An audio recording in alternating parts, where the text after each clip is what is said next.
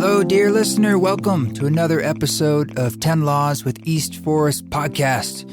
Super excited to be back in action, back in the seat, the podcasting throne. And we have on the show this week, Eric Gilbert, who's the director of the Treefort Music Festival. But before we get into that, just want to thank you for all your support for this. If you do like this podcast, please do scroll down there on your phone, tap the 5 stars, and give it a quick review. That makes a huge difference. And, sharing it online and all that kind of jazz is really, really helpful too. So thank you for the support thus far. And please do say hi at info@eastforest.org. I had a really interesting thing happen to me the other night. I had a lucid dream.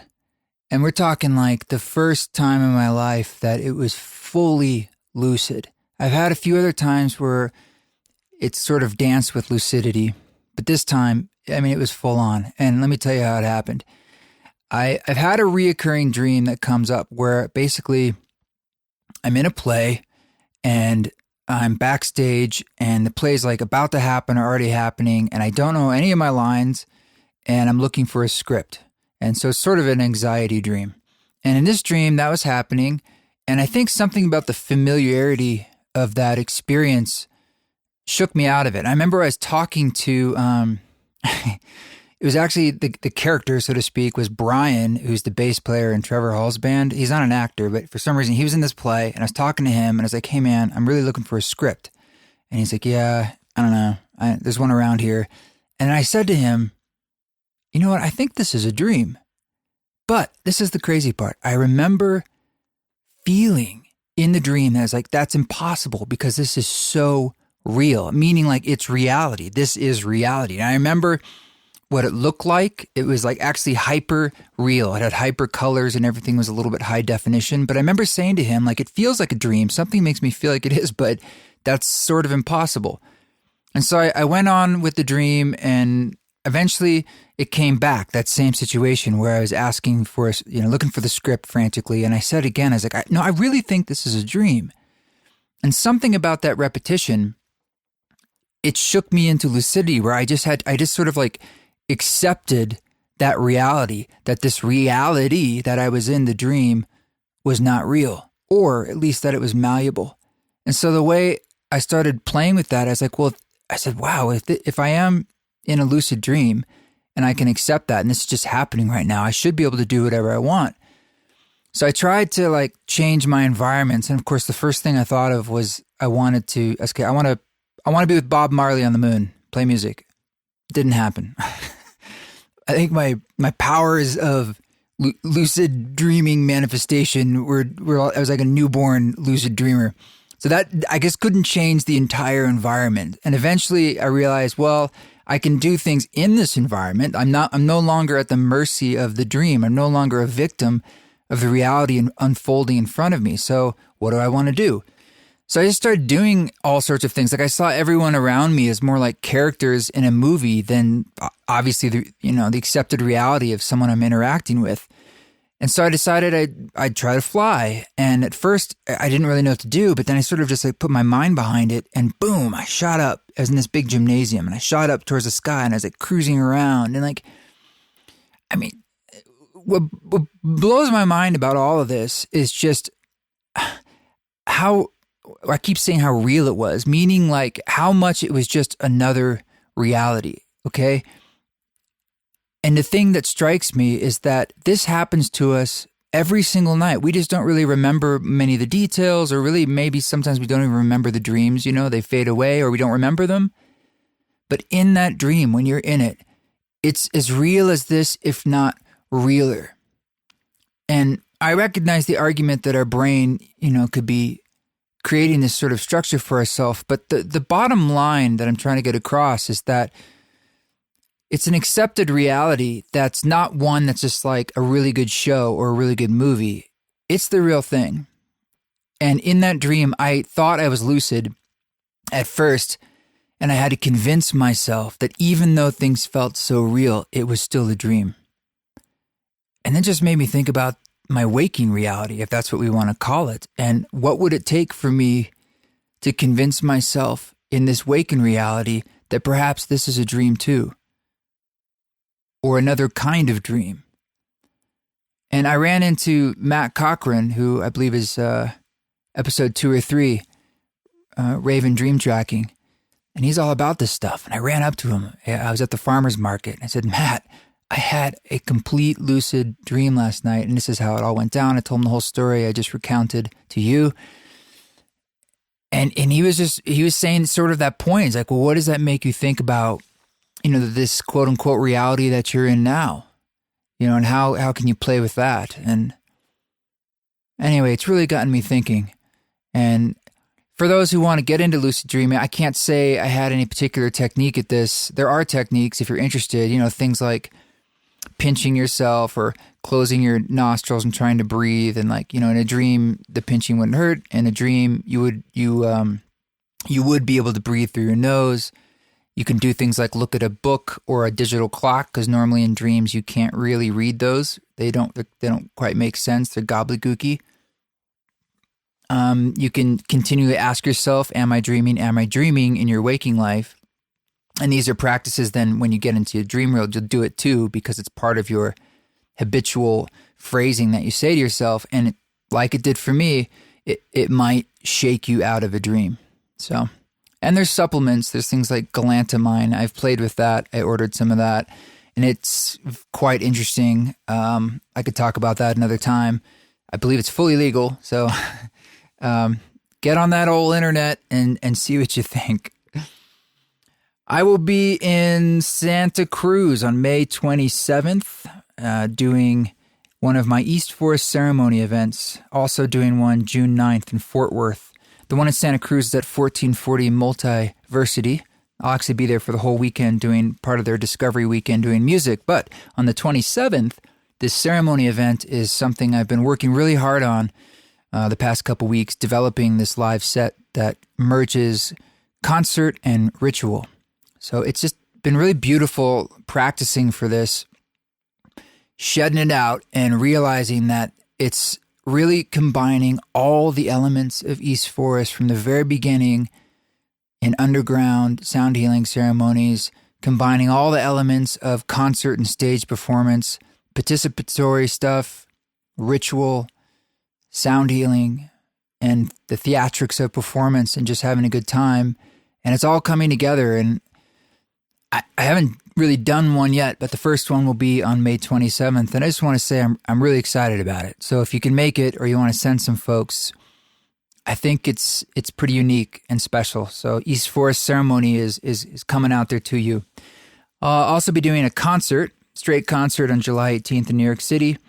I'll be in Ontario at the Groove Festival June 22nd. And there's some other stuff this summer, including the East Forest Retreat in the fall here in Boulder, Utah, September 27th through 30th.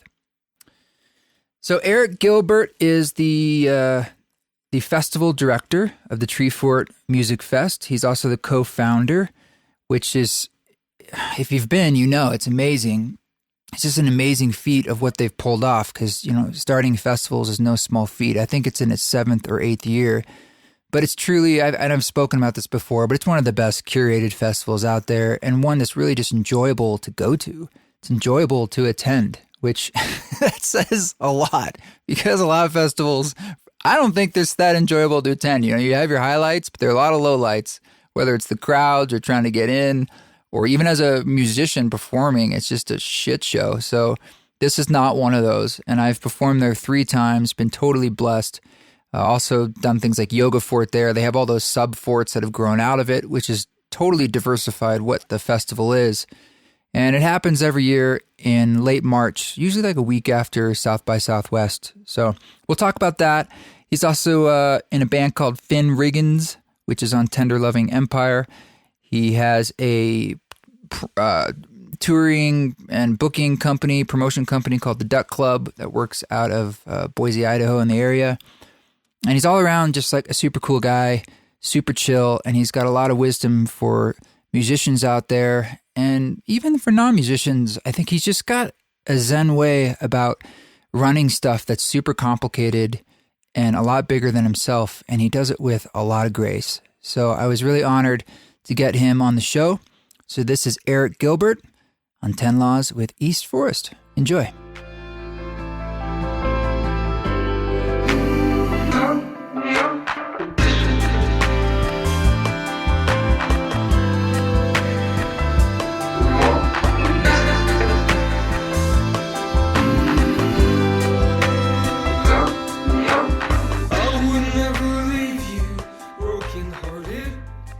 the weird life skills you get from tour are like a lot of intangible stuff anyways.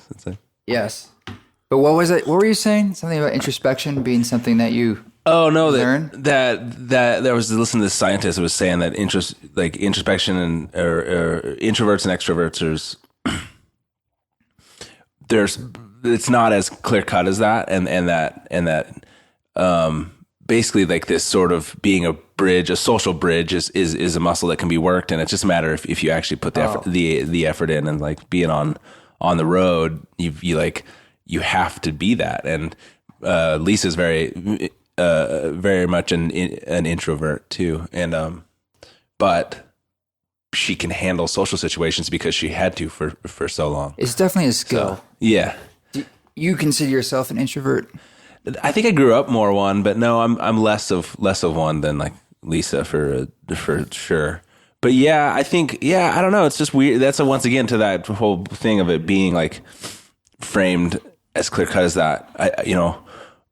Big breakthrough for me was being a cashier at a local co-op in Moscow, Idaho, and just having a framework by which to have constant conversation with people.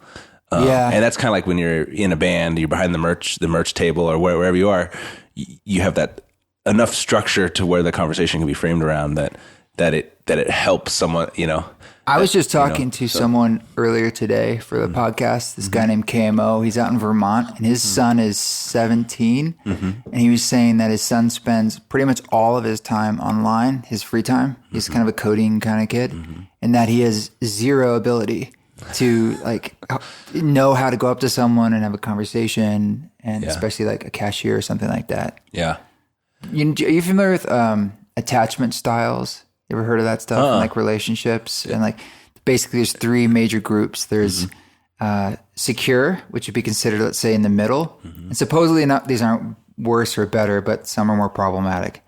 And then there's anxious, which would be on one side of that, which is you're more pulling, in a sense of you're anxious about the relationship. And the other would be avoidant on the other side. So you're somewhere pushing away, you want space. So when you get triggered, you kind of retreat.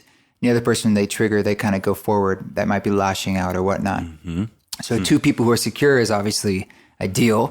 If one person is avoidant and one's anxious, now you're in this sort of cycle, the self-fulfilling prophecy. Yeah. But something it talks about is just that you can, this is also something you can change. It's not immutable, and awareness of those things seems to be like usually what helps. Yeah. Well, anyway, thanks for that. But I was wanted to talk to you because I knew you obviously first from Treefort, and that's something I participated in several times and just absolutely love, and I've been very impressed with it. And I'm just curious about the person who would, you got brought onto that. You didn't necessarily put it together, but you came up early on and sort of put it together in a sense, right? The story I heard was like someone kind of had this idea and they got you to help do it. No, I would say, I'm totally wrong. You're not totally, there was sort of, to tell that story a little bit, there was like this, I was part of a group of people that sort of had been talking about something like this could work. And then I met Drew and Lori, who were looking to get involved in the music scene somehow. And they were more at that point in time looking at trying to open a venue or something. They didn't really know. They were coming from outside of the music world. And they were told from people within the music world, like they contacted a big agency. They're like, this is cool. We're in that. We like that you want to do this, but maybe talk to someone that knows the music world a little bit. And so they were searching for someone, and through a few different people were brought to me. And then I sort of, they're like, hey, we want to put on a couple shows. And we started talking. And then I was like, oh, well, I've been talking, what about this idea of doing like a sort of little mini festival? Yeah. The mini festival. This is 7-8 years ago. Yeah, it was 2011 when I kind of, summer 2011, I pitched the idea to them. And so yeah, of the Treefort core, I was kind of the one person that came out of the music world and so had sort of, seen that world more so than others, and thus had a little bit a clearer picture of what it could be like that. But it's really like the collaboration between people that had different skill sets that I think really made it work, So, right. Yeah. But nonetheless, you hadn't created a festival before. You were in a band, you're a musician, you're on the creative side where you were booking. at that point? Yeah. So a lot of the skills I developed over time were that, booking tours for my own band. And we had at that point played in 43 of the states or something, toured pretty heavily, worked with a lot of things. Had actually put together one-day festivals up in Moscow, Idaho when I was up there, like helped with that. And then we had been running this essentially like a barn party / house festival thing called Ranch Fest for a long time, and kind of, that had become a 2-day like multi-band thing. And right. So sort of there was those skill sets there, but of something of this scale, no. Like, yeah. But I always say when kids come to me, like sort of ask like, because they want to jump straight to that, I was like, hey, why don't you start just put together one show? Because Treefort's just a series of one show, like there's a lot of them. 407. But if you can shrink it down, like I always say that like with a mixing board too, everyone they're like, there's so many buttons. It's it like, repeats. Yeah, but just start with one channel. You learn that one channel, it just repeats. So it's kind of similar. But nonetheless, it's still, did you have an idea that, or an aspiration for it to get where it has gotten? Or you were just kind of going on it and just seeing what would happen? It's a little more just trying to just going on it. Yeah. It was especially that point in time in Boise, and there was sort of a gut feeling. And the year prior, I had thrown together this kind of last minute, like post South by South. It was just a show for some friends coming from South by Southwest that I put together a VAC, and just to help market it, I called it a post South by Southwest mini festival, and there were 6 bands that played it. And press started talking about it, and all these bands started hitting me up. So I'd already had like this.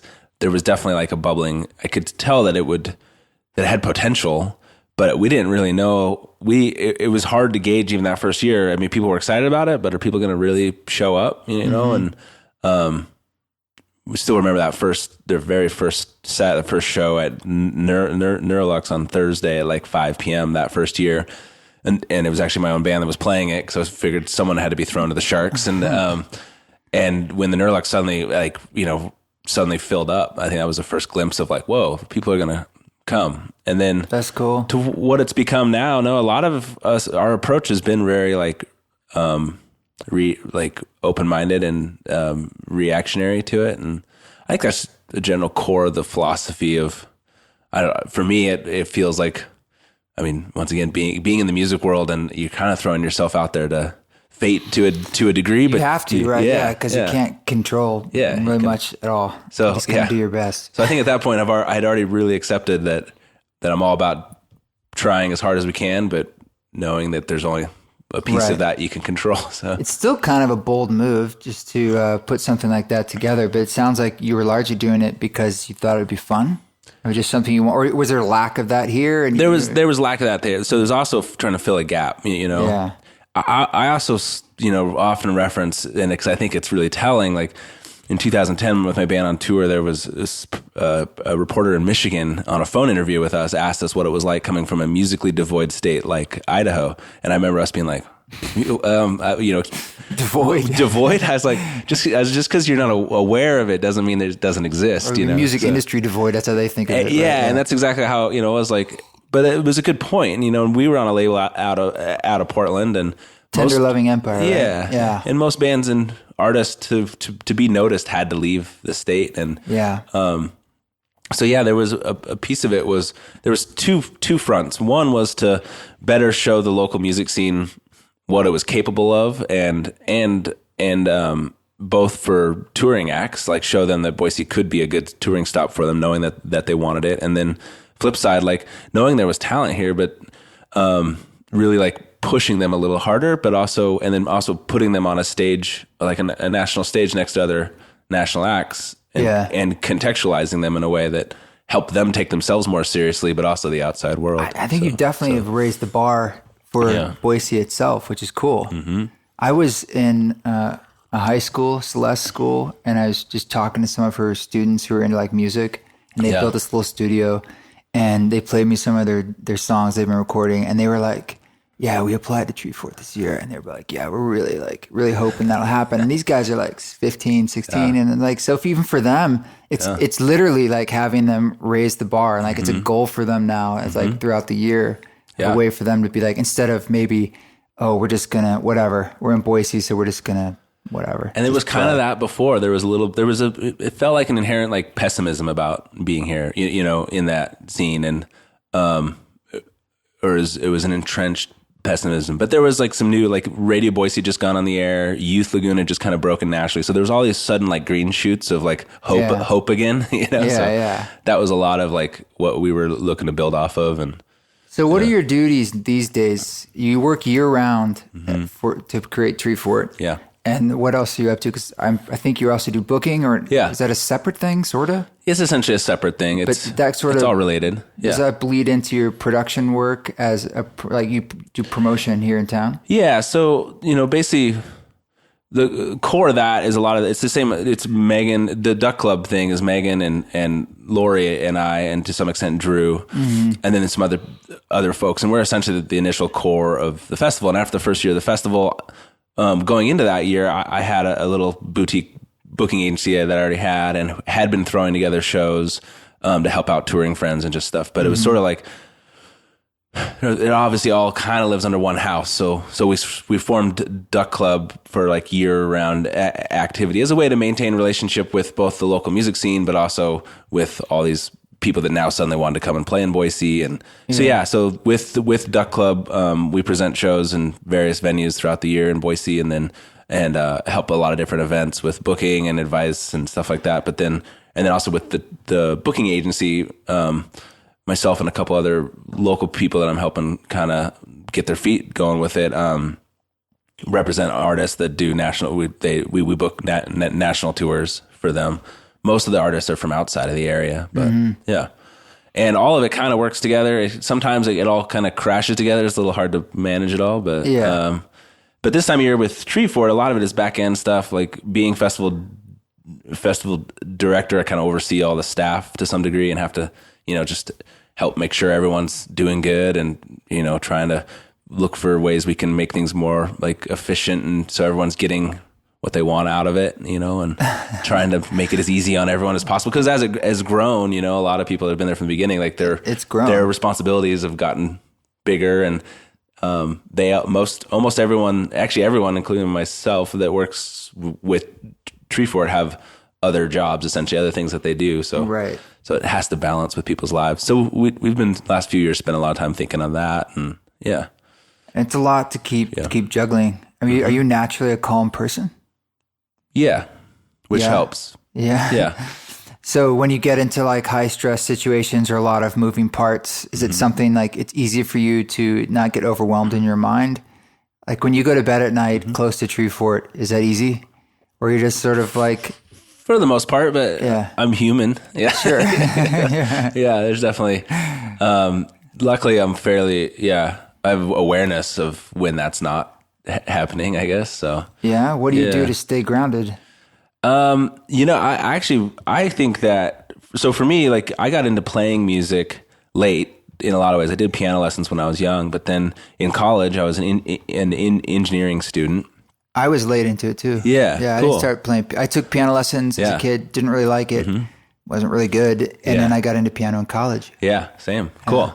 Yeah, and so for me it was like, and I was doing well with engineering, but it wasn't exciting me, the path that it was laying out for music me. Engineering. No, just engineering. I was like a chemical engineering student, and then an electrical engineering student for a little bit. So, but there was this guy I remember, and I just saw him the other night. He like came in, he joined our class when I was like 21 at the time, I think, and or maybe 20, and he was 32, and he'd been just following the dead and painting houses, and he was in our small group, and we kind of vibed with him. But I remember pretty clearly, like something clicked with me. I was like, oh, so I can come back? Cool. I was just like, so then I started pursuing music, but that was super challenging. Like music was like, that was one of the most challenging things I'd ever encountered, just like with nerves and, just who I was, it really confronted me. You mean like performing? Yeah. Versus actually, well, it was, all of it. All of it. I mean, it was still so new to me, so it was hard work to learn it. But then it was all just like the pure sort of, I was self-conscious constantly about my skill sets, and I sort of was amongst a bunch of music majors. I joined like a voice class. I was just going for it, but I was really, I mean, for lack of a better term, bad. And like, but for me, like really when I finally kind of conquered, like let go of that, like really let go, like realize that it didn't matter whatever anyone else thought. And it's not that that's still there, but like that I think opened up all these other things in my life to just be calm about, you know, because that was the most confronting thing I had ever like really like had. And I don't think that's the case for everybody, but for me, like that stage fright was like real. But so facing your fears through performing and music has actually helped you do things like run large organizations and deal with stress in life. Yes. That's interesting. Personally, that's how I feel. That's how I see. And you're connecting the dots of like facing a particular fear, one that was profound for you. Yep. I don't know. It's sort of slay some kind of dragon. Yeah. No, it definitely felt like, I remember when it was through a lot of external work too, of just like, you know, reading, doing a lot of philosophical study and various, like, I guess, religious exploration as well. And when I really, I mean, classic, like non-attachment type stuff. Once I'm not that I don't still visit that realm, but well, who doesn't, right? Yeah, exactly. Like we're human. But exactly. But I remember I getting to a point that my sort of mantra was like, once I accepted that if death is the worst thing that I could be encountered with, and I was okay with that, then what am I afraid of? You know. Dude, so and you hit it on the head though, because I think I was also talking about this with someone else about how I think death sort of is the ultimate ruler of just almost everything that happens on this planet. I mean, a lot of times we don't even notice it or see it, but it's the one thing we can't contend with, and it's the one thing next to taxes, as the joke goes, that we know will happen. Yeah, and it's almost too much to handle because it's just like your brain. Literally, it's beyond the boundary conditions of what it operates under. So, and I think, and then being in a touring band, I think, I don't know, there's a lot of the weird things you learn through, once again, non-attachment. Keep that mic up. Yeah, sorry. You can move it towards you if you need to. And, you know, just shrinking the world down to just, like, once again, like this series of small pieces and letting go of what you can't control. And I think that's where a lot of like how I stay calm is rooted in a lot of that, just general understanding of the world. But what's your where have you landed religiously or spiritually at this moment in time? Yeah, did you go through anything in a typical, like, did you explore Christianity or did you go into Buddhism or all of it? Kind of looked at it all. I kind of went through all of it, just to varying degrees. But yeah, even like I got pretty heavily courted from the Mormon church, like growing up in Boise. Went really. They gave the hard sell. Yeah. I went really deep. What is their hard sell? Just like you should do it. It's they have a awesome full on like coffee. You go through. It's called the teachings. There's something like that. I went through multiple layers of teachings, and I got to like basically like sign your name here. Oh my God! And then became extra pressure. Like no, you gotta sign your name here. I was 18. That's too young. It was way too young. I had a lot of my best friends growing up were Mormon. Yeah. Like my best friends when I was like 5 or 6. And I remember like I actually have this memory in my mind. I think we were 6 or 7 walking home from school, walking up the hill, and my redheaded friend Jared telling me, you know, hey, just heads up, we're going to be in different levels of heaven if you're lucky. And we won't see each other. That's it. And I was like, what are you talking about? He's like, yeah, because, you know, that's how it works and blah, blah, blah. Yeah. And I was in Boy Scouts too. And I remember the Mormon Boy Scouts always, for some reason, advanced faster. Because they didn't do anything. I was in Boy They were like Eagle Scout, like 12. Yeah, because they just hand them out like candy and have to earn it. So I remember camping with them once because it was something like, for some reason I was trying to proceed in advance and I couldn't go with my troop. So there was friends troop and they were Mormon. They would let me go with them to summer camp, Boy Scout camp, and there was Mormon. I had to like call, you know, I was like, brother this, brother that. I even took it's not communion, but it's sort of like communion. Yeah. It's communion, I guess. Yeah. Whatever they call it. I don't know what they call it, but it's just Wonder Bread and water. They're all. It's like, dude, that's the body of Jesus you're talking about. That Wonder Bread. That's eating some flesh. Anyways, I respect it.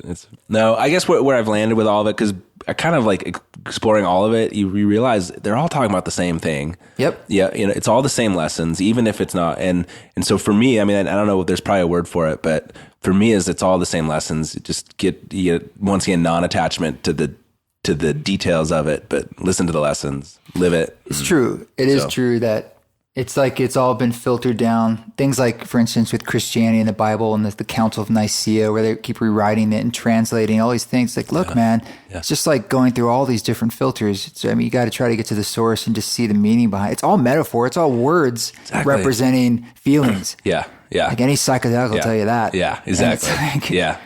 And I think exploring that world too was helpful. And I think and that's what frustrates me. I think people are constantly arguing over their literal takes on these texts, and I know. It's too intellectual. It's weird. You're missing the point. Yeah. Anyways. About psychedelics, what was profound for you and when in your life? What happened? College, and I would say... Did you get lucky, or did you have some tough experiences? Mostly...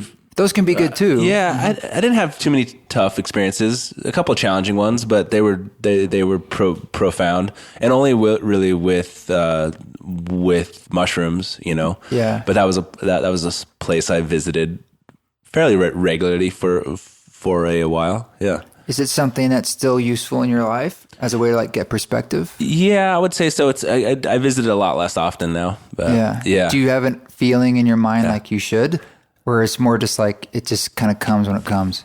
Kind of comes when it comes, but at the same time, I've always thought, for me, I always felt like it sort of refiled it was like a defrag for my brain. That's exactly how I used to describe it. Yeah. No one remembers defragging the hard drive. Yeah, that's right. It used to be like a thing. It used to be a thing. And a little graph, and moved the little dots around. But I always felt like I left with more clarity, and I think it literally did. It literally does do some kind of, because there is some anecdotal evidence with psilocybin and depression. Mm-hmm. And the effects are fairly long lasting, 1 to 6 months. So it's doing something on a chemical level. Yeah. It's moving something around where for some people that can help them. Mm-hmm. And I even had friends who would take it for that purpose, every 6 months or 3 months, just so they would get less depressed. Mm-hmm.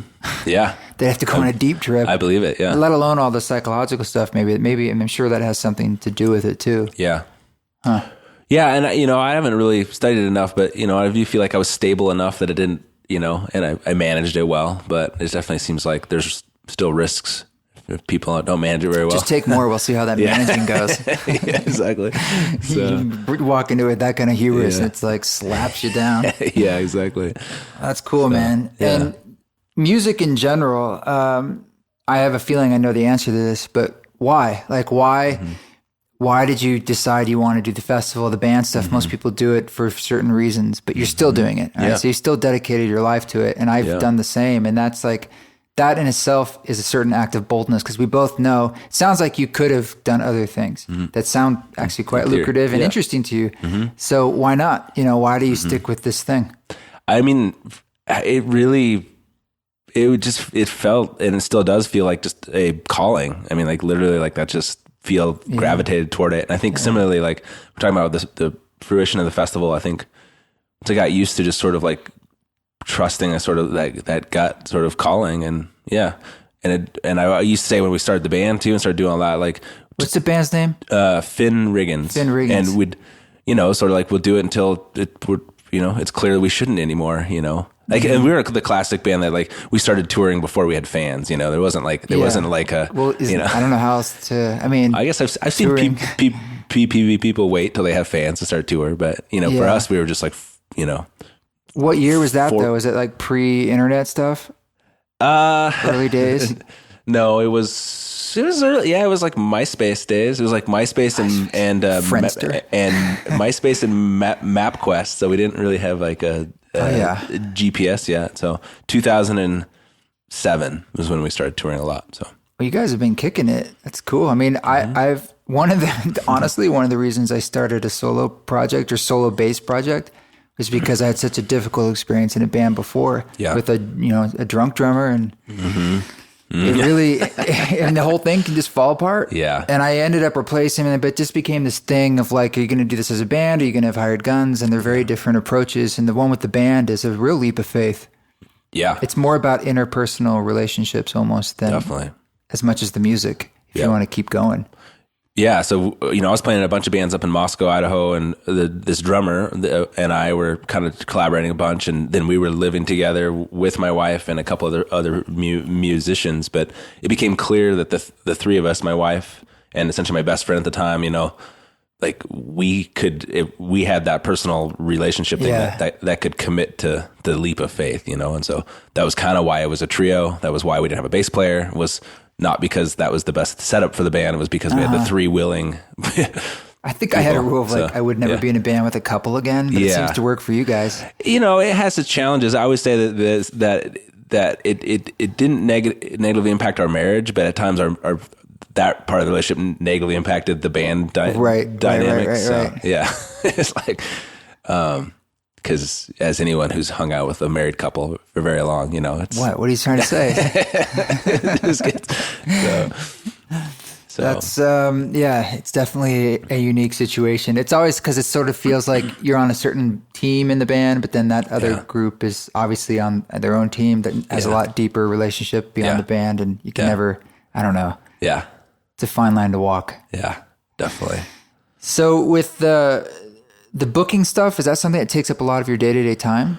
Yeah, that's something I've kind of struggled with back and forth since starting Treefort. I'll go through phases like, because it's a lot of work. It hasn't historically paid that much, but it's something I've sort of cared about. Like I was thinking about this the other day as I was talking to some agent that, a lot of quote unquote agents they just look for what's going to be the most lucrative project. I tend to like work with things like I'm excited about and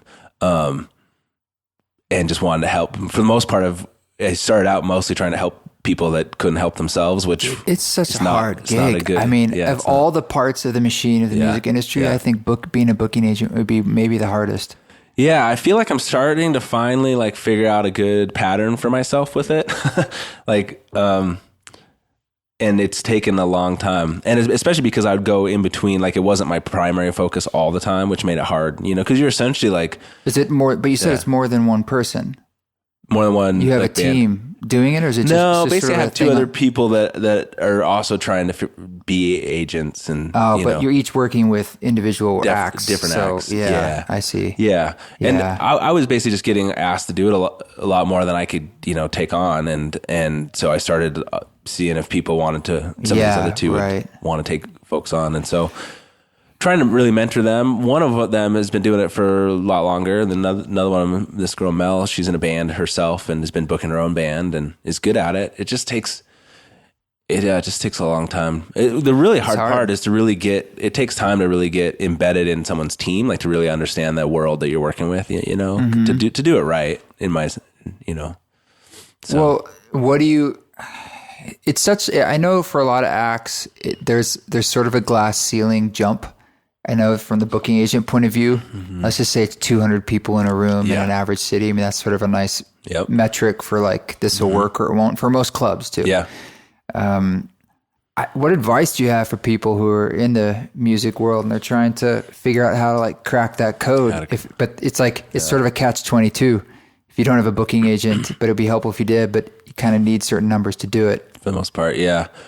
I usually, one thing, kind of what I say to people a lot is like, figure out, there's a lot of different approaches to playing music in general as you can relate. And like, and with the touring thing, like some people want to just stay really busy all the time. And that's, you can kind of survive on a less of a threshold, but some people that want to do real precision touring. And so, and in a lot of ways, that is kind of, you can be more strategic and really build a certain market, a certain couple markets. And that's kind of, if you think of it from that perspective, if your goal is to get to a certain number of heads per room, you really got to focus on a lot beyond the touring side. You got to figure out how to like, well, sure. You gotta make good music and you gotta like figure out. Can't it just be podcasts and like ebooks and So then vlogs.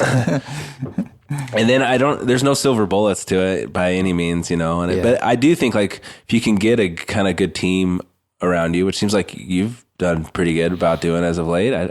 I mean, these days it's the Wild West of music, so it's like whatever works, right? Yeah. As far as like where you play and what you play and how you make money and who works with you. And it's anytime I've tried to fit into the old model, it's always been a bit of a struggle. Yep. And anytime I try to like take that square and not fit it into our circle or however it goes, it's usually a better fit. It's just more work. Yeah. But like you said, there's no easy answers. It's no easy answers. We used to always say with our band that, it's important to approach the business side of it as creatively as we wanted to approach our music side of it, like trying to follow, like you said, any sort of typical model usually means there's a lot of you trying to do the same thing, How much do you personally rely on an indie label these days to do what roles for you guys? And how much would you be like, you know what, I'm realistic. This is what I expect. And this is what I don't. Yeah. So a lot of people think they're going to sign with a label and that's going to help in a big way. And what do you think? And I'm not talking about majors. So what would you say are the advantages and disadvantages today? Not necessarily for you. Let's just speak globally for people who are thinking about whether that's even a goal they want to have, because ownership of music is big deal. Like is financially speaking now with streaming services and so forth, you can, if you're bringing in $2,000, you can have 70 some percent or whatever it is, or you can have 50 if at normal, that's probably a normal record deal these days, or less. A major, it might be 10. Yeah, exactly. What I would say with the label thing is the benefits are that you got to consider them an established filter. And if they're not already an established filter, you're not really like gaining that much. So it's a brand thing in a brand sense. thing. Yeah. And they have their own audience and Yeah. And so if the filter aligns with the audience you're trying to reach, because that's the other thing with all this is just really knowing you don't try to reach everyone, try to reach the people that are going to be into what you're doing. And so if that particular brand is a very good fit for your goals, then that's something you should seek. But otherwise, I mean, because essentially a label these days helps with the back end management of your catalog and of distribution, essentially, however that looks. And then so that it's helpful to have that back end distribution's not that hard though. No, exactly. But if you don't want to manage that side of things, and then they're essentially the marketing arm too, which is helpful. How much do you think of that's realistic, or how much do they end up saying, hey, you need some money for PR now? And it's like, well, what are you guys doing? Yep. Yeah, I mean, either way, I'm not talking about 10 to 11 No, it's fine. Those are good. I know some of those guys are great guys. But. Oh yeah, and I think that's the key is like, and I actually think 1011 Empire is a model that if I was a band that it fit the audience I was trying to reach, like I would encourage working with someone like that, because they are so kind of passionate about each project that they put out there. But I think there are other labels that, but at the same time, 1011 Empire's scope of reach is relatively limited. So, and if, it's just like with most of the things, it's like whatever kind of fits your goals. And I do think like if you feel like you want help on the marketing side, I also think like doing like it doesn't hurt to like try one release with a label if they're willing to because then you get reach their audience, and if it works, then you can do another one. Yeah, and that's kind of good for both sides. But I know sometimes they don't want to just do a single release because. Or like label services deals, it might not be as attractive to them, but I don't know. Everything's different these days. It's just like if it makes sense, it makes sense. It's hard to pursue a label anyway. It's more like it's either going to happen or it's not. Well, it's like you're saying with the booking thing, because if you already have an audience, the need for a label these days goes down. But if you don't have an audience, having a label help you find an audience is helpful. But a label doesn't want someone that doesn't already have an audience. And at what cost, too? You're also bringing a lot of your income down. Exactly. Well, it depends on how much of your catalog you own, I suppose. But Yep, exactly. So, yeah, I'm in those conversations quite a bit. I see the upsides at times, but like I said, the ownership side is a big one when there's not that much money to go around as it is. Every time I see like a 12-person band, I always like lean over to the person I'm next to and like, no one's making any money on that stage. Yeah, it's true. It's really hard. True. Even like I've been friendly with Typhoon, and I was always just like, that's got to be rough. Yeah, it's rough. Definitely. Yeah, they do well, and that's rough. Yeah, I do think it's real smart if you're a musician and want to figure out how to make money is learn to do at least some of these other aspects of the business. So at the very least, even if you don't have to do them yourself, at least you understand what goes into them, so you don't get you don't get taken advantage of. What do you think is missing in the pie right now of these different roles? There's all these different, like right now, something that's really hot is talking about playlist services or influencer PR or these sorts of things, or whether or not they work or have much value. And people are taking more and more control of their music, I guess. Yeah. But what are things that you're seeing are missing, or maybe would be useful that aren't there? Or what are the most valuable pieces right now? whether they're small or large. Yeah, it's weird because, you know, like what, maybe less than 10 years ago, but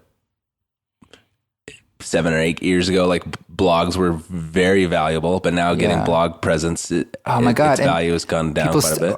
People still spend a lot of money. I just did. And I remember before it started saying, like, I just don't believe this is going to do anything to turn the needle. Yeah. Here we're trying to get premieres. Like, who cares? Yeah. Anymore. Yeah. Some of them matter, I guess, you know, if you can land certain things, but everyone fighting over that weird piece of the pie. It's like, dude, put the money in these other things. Yeah. Totally. I mean, and that's kind of, I don't know if it works or not, but I still really just believe strongly in like door-to-door sales are the best, you know, the most powerful way. Now, granted, that's hard to reach as many people, but, and that's why I think like using a live show to get to places where you can reach those influencers more directly. And, but I do think like, good management, if you can get like the right manager that has just, you know, it still is out there, like the right connections just to get the right sort of, it's valuable. How to accomplish those is hard, but it's like, just having people just helping you just dream and keep things going too is really helpful. And I do think like coming up with a practical strategy of not trying just to figure out the quick fix, I think is really important. I think most artists that I know right now that are finding a way to like move forward through it a little bit are having more of a practical approach. I think you seem like you're one of them too, you know, like, well, I came up different income streams. And I also never came up through the system where, you know, I was making all this money on CDs. So anytime I started making, I don't have anything to lament about. Like, I hear all this bitching and moaning. I'm like, but there is money coming through. It might not be what you're used to, but if I can make a living off that, that's great. Yep. I mean, I'm happy about that. I mean, I'd like to diversify that and stuff, but it is important to find like different ways. For me, it's probably digital, let's just say sales, which these days is mostly streaming. Yep. And then a little bit, all the types of digital form, which is great because it's essentially passive. Well, you look at it that way. Yeah. And touring. Yep.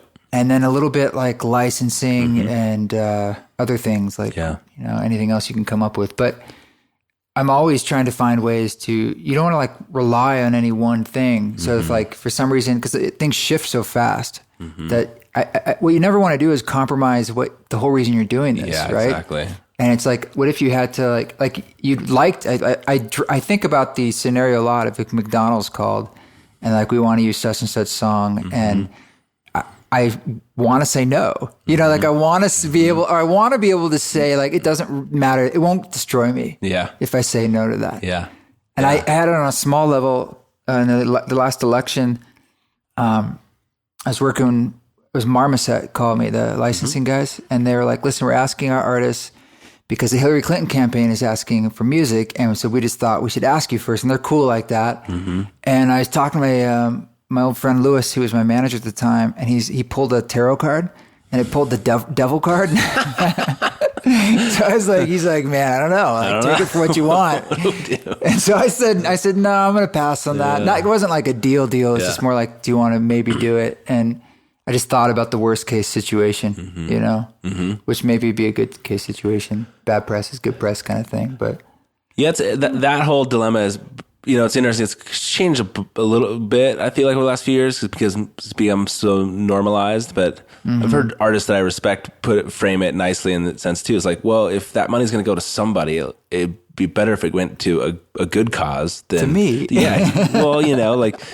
Yeah, exactly. And I think that's an okay way. It's sort of like it's like a Robin Hood thing at that point. You know, it's one way to at least like justify it if you have to. I just ran into a guy on the street at the fair downtown, and this random guy, and somehow he heard that I was living in Utah. He says, I live in Utah, and he says, where do you live? I say, I live down by the Grand Staircase National Monument. He says, I've been hearing that in the news because they want to shrink it, they want to mine it. He's like, I don't want it mined, but I kind of do because I sell the mining equipment. And I was like, that sounds weird. It's like, but I'm a hunter and stuff, and I love that land, and I don't want it spoiled, but you know, I wouldn't mind selling some equipment to them. I'm just like, there you go. I don't know. It's like sometimes you got to like draw the line somewhere when it comes with personal responsibility and choices in life. And you were talking about religions and spirituality and it coming down to one thing. And they all sort of talk about even Buddhism. You know, it's sort of like what you give is what you get, the golden rule, so to speak. And karma talks about essentially just go out there. If you focus on other people and helping them and making their lives more enriched, that's how you enrich your own. And it's something we forget over and over and over again. In a country that is, in our own constitution, it talks about the pursuit of happiness as an individual. But it doesn't tell you how to do it. Yeah, totally. You know? And you seem to have tapped into something about the richness maybe that you feel through building community and building, you know, trying to make other people successful. Yeah. Yeah. And music being at the core of that, though, once again, is like, I'm a deep rooted music lover and believe in like its role in that pretty strongly. And Well, say more about that. What do you mean by its role in the world? Or I mean, its ability to do what? Its ability to, you know, it's, if I were to articulate it, like, you know, I love the coming together around music. The social gathering of the an social actual gathering event. side of it. Like, we don't do that much. We do that less and less. Yes, because movies are going away a bit with Netflix. Yeah. Well, and that's the thing is, everyone watches their own. We're lazy. things. We don't want to go out. And gather. So I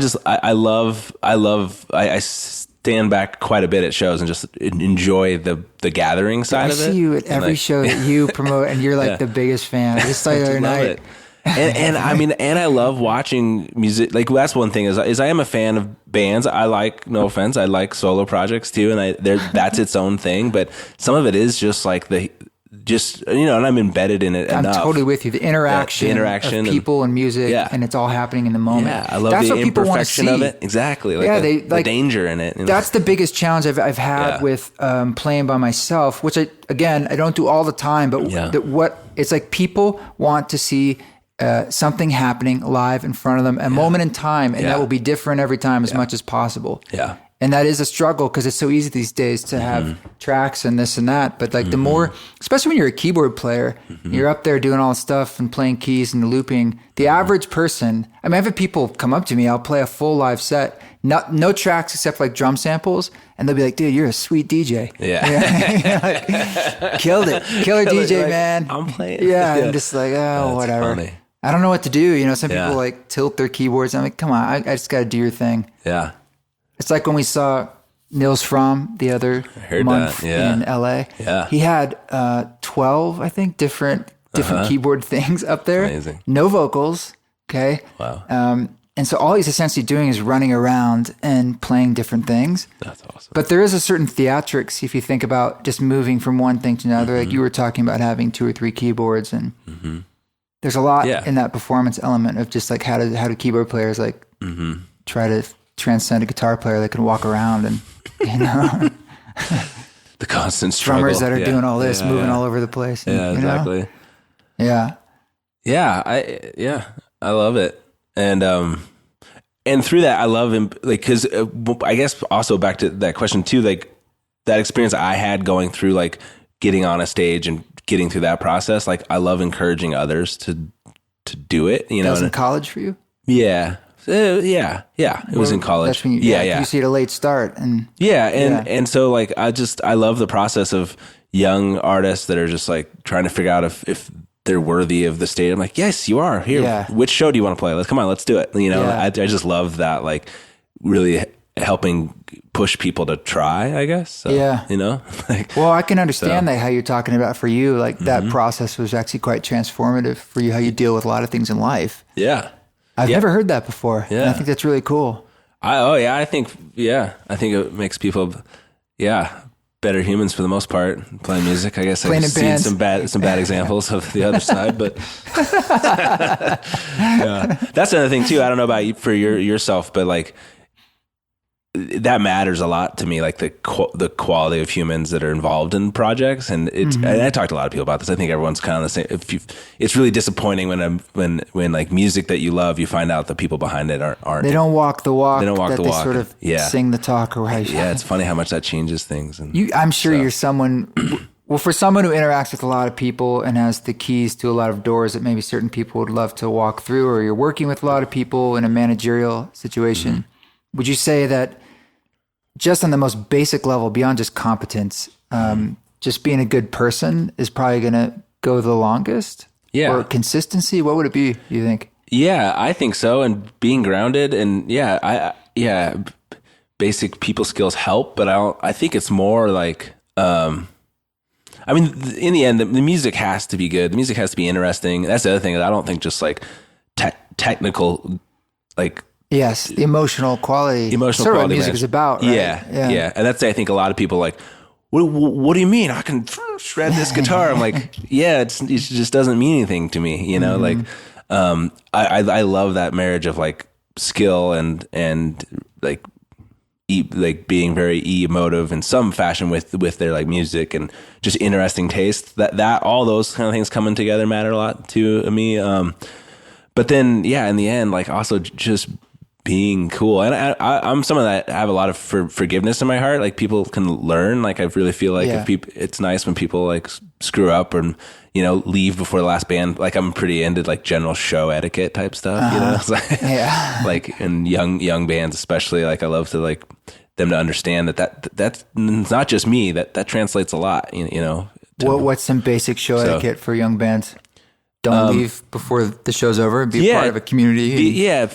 Team player. Be a team player. Yeah, like I think, and then like supporting, like that in general, like supporting the scene or the bands around you or your friend bands, like that's such a great way to build a scene around your own band. And I mean, it's like basic human skills. This goes back to like Christian teachings. I mean, it's like, you know, it's like,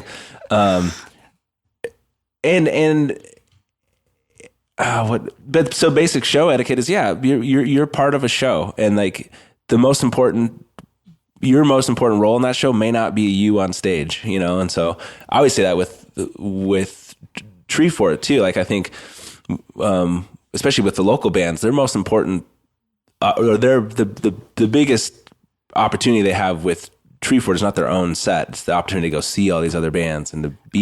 For me, it's like to be immersed. I get to see all these new bands. You guys curate it really well, and because it's so much about emerging acts too.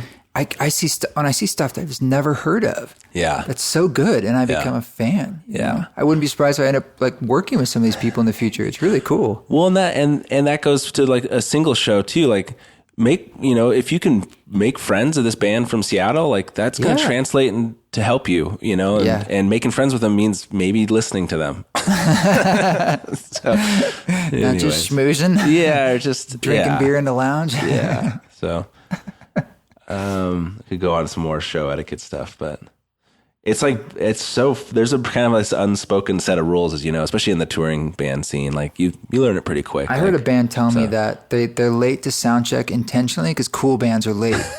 I'm like, I've never heard such a thing. Like, I guess as long as you call ahead, that's cool. I guess it's like, I'm usually early because I'm just like, I kind of need that sound check. Like it's important to me. Yeah, definitely. You know? Yeah, there's a lot of weird practices out there, but sometimes it's just common sense, you know? Yeah.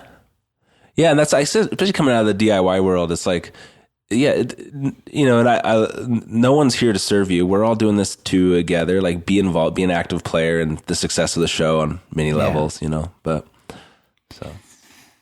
Well, yeah, man, you've taken on a lot. You've now at the helm of like a pretty large beast, and we're thankful that you do it. I hope you continue to do it. I hope you feel calm about it and good about it. I do. Yeah, it's good. I'm thankful for it. I think, and I do see it's doing a lot of positive things to the community at large, and there's a large community that's involved in it. And that alone is really cool, giving like such a big outlet for people to do something local like that. Yeah, like you're talking, it just gives everybody something to work for and to try harder. That's one thing I love. The local bands over the years have really gotten really good about stepping up their game for each festival. And how many, what percentage would you say local last year or this year? Last year?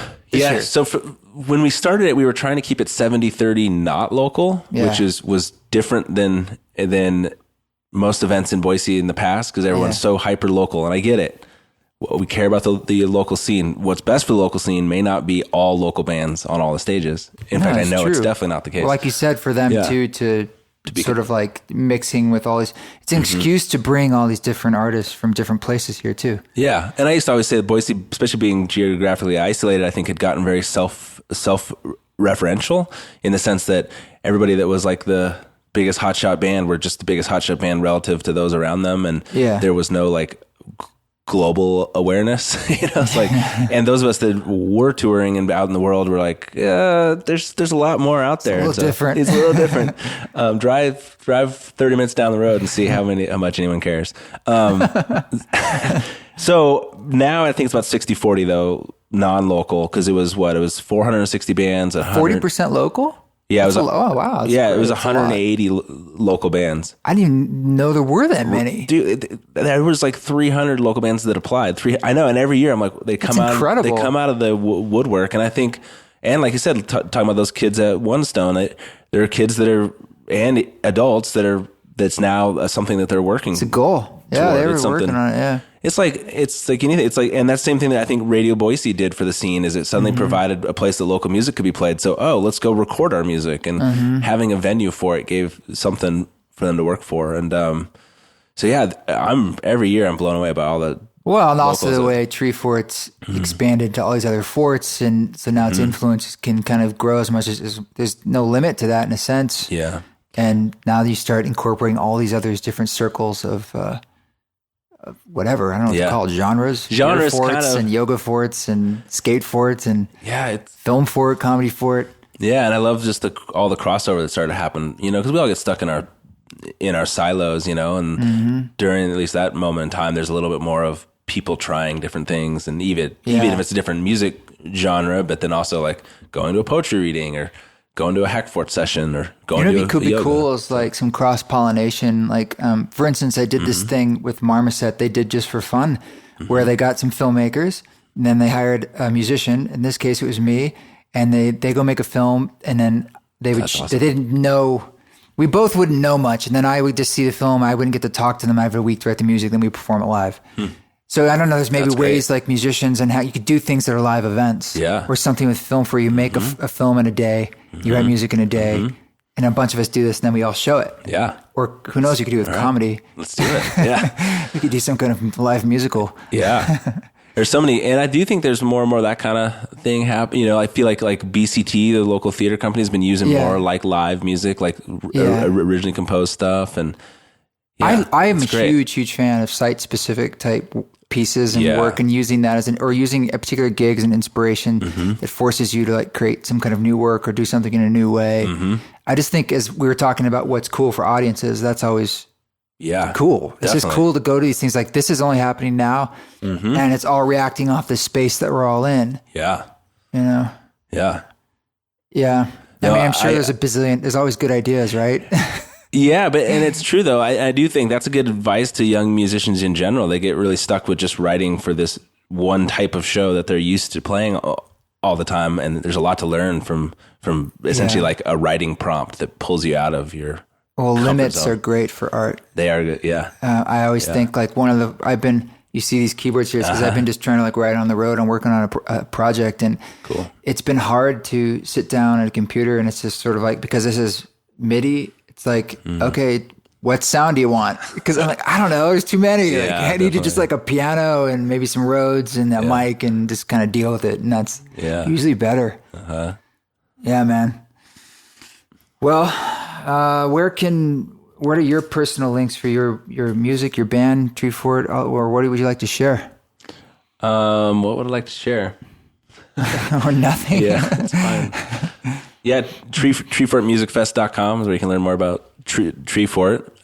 Duck Club is the duckclub.com, and it has our touring roster up there and local shows. And booking and so forth. Yep. And actually, if you go to duckclub.com, that can lead you to Treefort. And then I think my band's.com has gone away, but last what are you I now, checked. .tv? Yeah, .fm? Exactly. And then I do a weekly radio show on Radio Boise called Antler Crafts. I didn't know you did that. Yeah, it's fun. When is that? It's great. Monday mornings, 9 a.m. to noon, Mountain Time. Why does no one tell me this? I don't know. So I listen to that on the web, by the way. I'm not your show, but I know you can, so it's like people can listen to that from anywhere. Yep. What kind of music do you play? It's strangely enough, it focuses a lot on bands that are coming to town soon, and so it's otherwise pretty open minded. But 'Cause, I mean, it's 3 hours of music. Yeah, it's a lot of music. I cover a lot of different things, but are you into everything, or do you have anything you're not really into? I would say that I don't listen to mainstream country. Yeah, like I don't have any. I'm not that I dislike metal, but I don't own any. Well, I have some kind of post rock stuff, but that's about it. Yeah, kind of same. I think there's definitely places I don't go very often, but for the most part, I mean, if someone came to me like this pop country tune is amazing, and if it's good, it's good. It's good. Yeah, right. Yeah. But I don't usually go there. But I do like a lot of I hate to say new country because it sounds like that, but there's like a cool new wave of punks playing country, but also like just like the Sturgill Simpson sort of family tree. There's a bunch of these like new kind of like outlawish like people that are kind of bucking that sort of thing. So who are you digging these days in general? Is there anything from your radio show or your life? Yeah, well, I just saw that band. Yeah, Krungbin on Wednesday. Is that how you was pronounce awesome. I believe so. Because I've never known. I know. I think they even joked about that from stage, which was awesome. They showed a lot of self-awareness at that point in time. Well, they took off their wigs? Yeah, no, they didn't do that. Yeah, I've been kind of into like a lot of stuff, a little bit like that, like kind of just like weird funk music. Like I've always like kind of, and then I listen to a lot of different. What are your staples? Are you a vinyl guy? I have a lot of vinyl, but yeah, I don't. In all honesty, I'll come out that I don't listen to vinyl very, very often. You have any top picks? Like for me, that Keith Jarrett sitting up there, that Cone concert, that's definitely one of my top 10s. If that, I just continue to go back to that over and over again. I'm definitely a long time like Talking Heads fan. Like I go there a lot. Yep. And I'm never ashamed of it. So it's no a place I'll go awesome. back all the time. And then I've been listening to a lot of Sonny Smith or Sonny in the Sunsets. I had a different Keith Jarrett record. I listened to it a couple times. He's a lot. Actually, a lot of records. I have that same one. That's the Colne concert. Like very famous. Two LPs. I have that one on so vinyl badass. too. That record was really, really influential just on me doing what I do because it's improvisational. Yep. It's just piano and it's not really jazz, not really classical. Yep. And it's awesome. Yeah. And it's very meditative and kind of. Yeah. He's a monster. At the keys, a monster. So I love a lot of improvisation music and stuff like that, instrumental music, but I also like indie pop and guitar rock type stuff. But I like music too that when they improvise in some form or another, somehow inside the music, because again, you're seeing something being created and inspired by that moment. Yep. Yeah. Yeah. Yeah. With me in bands too. Yeah. I've always been disappointed in bands that doing the same show like constantly every night. Yeah, exactly. Like that's impressive, but after a while it's well, I know as a player too, it can get really boring. Yeah. Oh yeah. Are you kind of riffing in your band when you play? Yeah. You get it to solo?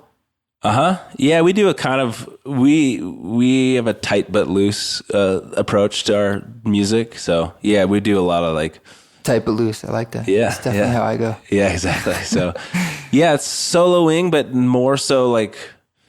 Yeah, there's definitely times where it's like an overt solo, but other times that we're just kind of openly like going places not very far. We stay pretty close to things. Yeah.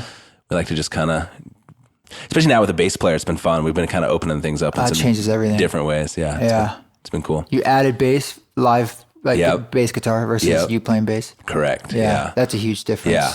Which is cool. And we for the most part, we let Lisa solo. Like we do a lot of open sections that are basic us holding it down. And I'm kind of doing some like counter riffing with her, but really letting her, because she's a shredder. So it's fun to let her just go. So that's awesome. Yeah.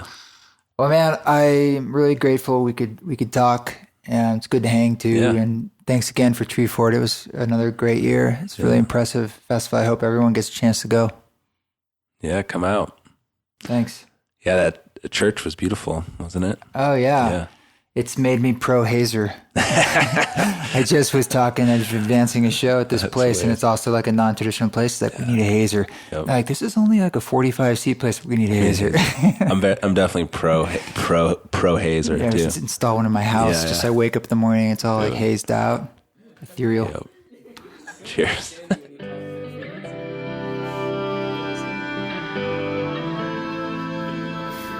Well, there it is. That's Mr. Eric Gilbert. Thank you, Eric, so much for joining us. This song you are hearing in the background, this is a remix I did for Typhoon. This is their song Postscript. I'll put a link to this in the show notes. It's a free download currently just on my website. I don't think it's released anywhere else. I'm not sure. But that's Typhoon and Postscript. Well, this is the East Forest Podcast. We'll see you next week. I'm trying to get these out on Tuesdays. So keep walking your walk. Don't take any shit. And if you do it with grace. Broken-hearted. You'll never be alone. No need to feel discarded. As long as I'm alive, I'll finish what I started.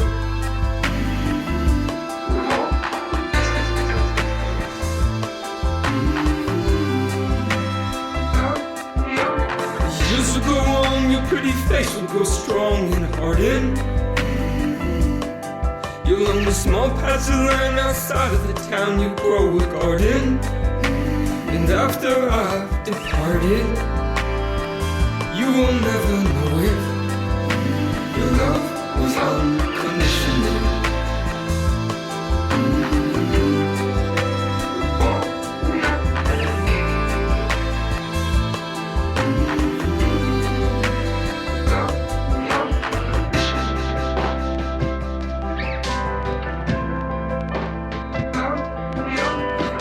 Growing up and I found it's more appealing.